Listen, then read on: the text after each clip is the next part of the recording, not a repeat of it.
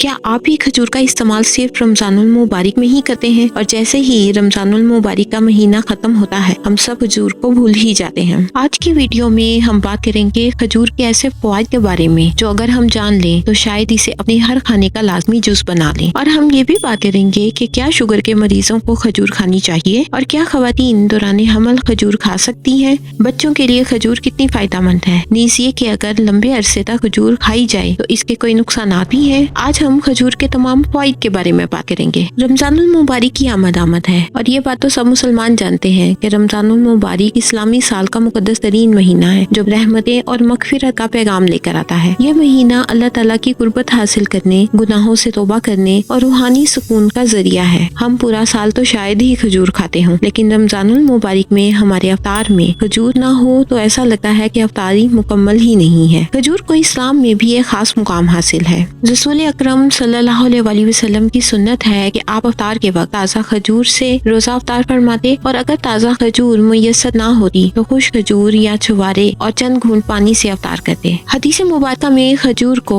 مومن کی بہترین سحری قرار دیا گیا ہے جو اس کے روحانی اور جسمانی فوائد کی نشاندہی کرتا ہے۔ کھجور کا ذکر قرآن مجید میں بھی کئی مقامات پر آیا ہے جو اس کی فضیلت کو ظاہر کرتا ہے۔ کھجور کا استعمال ہزاروں سالوں سے ہی چلتا آ رہا ہے۔ کھجور قدرتی شوگر، گلوکوز اور فرکٹوز سے بھرپور ہوتی ہے جو جسم کو پوری توانائی فراہم کرتی ہے۔ خاص طور پہ روزے کے بعد افطار میں کھجور کھانے سے تھکن دور ہو جاتی ہے اور جسم تازہ دم ہو جاتا ہے۔ کھجور میں فائبر کی بڑی مقدار ہوتی ہے جو نظام ہضم کو بہتر بناتی ہے اور معدے کو صحت مند رکھتی ہے۔ اگر روزانہ 3 کھجور کھائی جائیں تو یہ نظام ہضم کی صفائی میں مددگار ہوتی ہیں۔ کھجور میں موجود ایسیٹائل کولین نامی عنصر دماغی صلاحیت کو بڑھاتا ہے جو یادداشت کو بہتر بناتا ہے۔ وہ افراد یا بچے جو آئرن کی کمی کا شکار ہیں ان کے لیے کھجور ایک بہترین قدرتی سپلیمنٹ ہے۔ یہ خون کی کمی کو دور کرتی ہے اور جسم کو صحت مند بناتی ہے۔ بچوں کے لیے بھی کھجور بہت فائدہ مند ہے۔ آپ دن کے مختلف اوقات میں بچوں کو کھجور دے سکتے ہیں۔ اس کے علاوہ کھجور میں قدرتی اینٹی آکسیڈنٹس ہوتے ہیں جو جسم کو بیماریوں سے بچاتے ہیں اور قوت مدافعت کو مضبوط کرتے ہیں، اور یہ کہا جاتا ہے کہ کھجور کے اینٹی آکسیڈنٹس کینسر سے بھی کسی حد تک محفوظ رکھتے ہیں۔ اور اب بات کرتے ہیں کہ کیا شوگر کے مریض کھجور کھا سکتے ہیں؟ تو اس کا جواب ہے جی ہاں،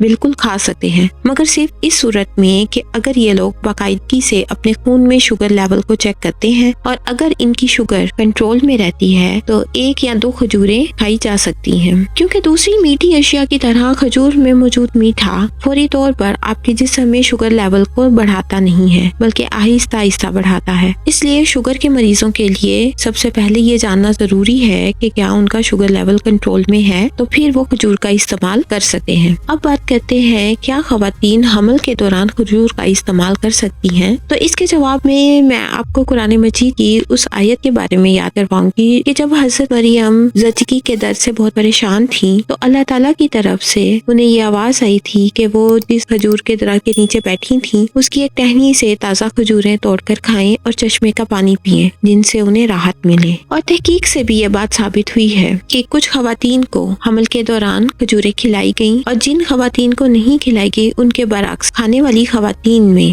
زچگی کی پیچیدگیاں کم دیکھی گئیں، اور ایسی خواتین نے پیدائش کے وقت کی تکلیف کو بھی کم محسوس کیا۔ اس کے علاوہ حمل کے دوران میٹھے کی کریونگز کو ختم کرنے کا بہترین حل کھجور ہے۔